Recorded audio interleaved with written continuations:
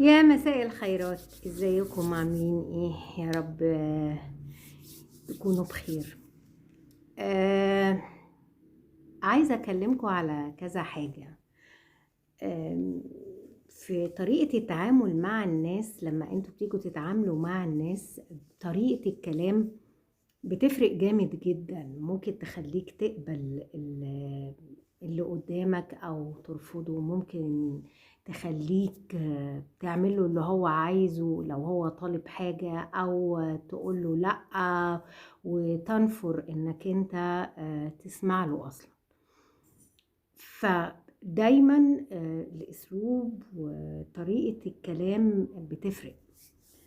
آم، فاحنا عندنا مشكلة ان احنا ايه، زي ما بيتقال كده، ما عندناش حتة الكوميونيكيشن سكيلز. ما عندناش حتة ازاي ان احنا نتواصل ونتعامل مع الناس.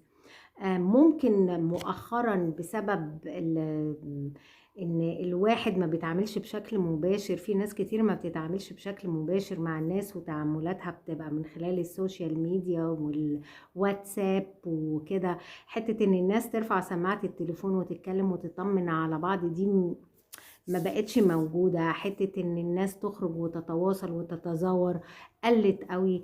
فالكوميونيكيشن ما بين الناس قلت بشكل مباشر، بقت كلها حاجات من خلال حاجات زي ما بيتقال. فده خلى الناس طريقتها تبقى جافة في التعامل شوية. طريقة التعامل يبقى فيها كده اجريسيف شوية، ممكن فظاظة زي ما بيقولوا شوية.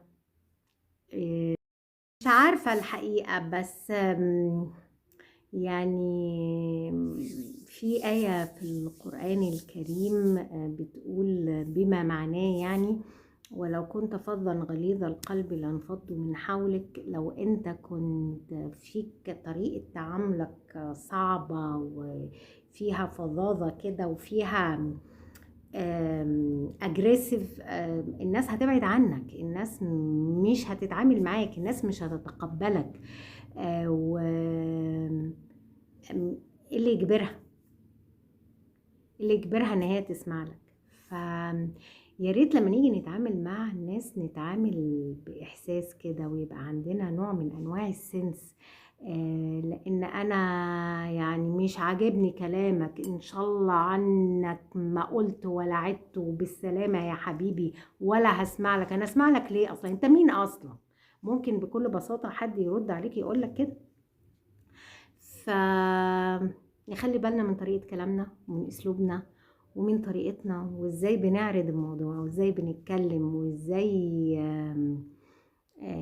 بأسلوبنا وبشاشة وبسماحة في الكلام كده الناس تتقبل منك كل حاجة.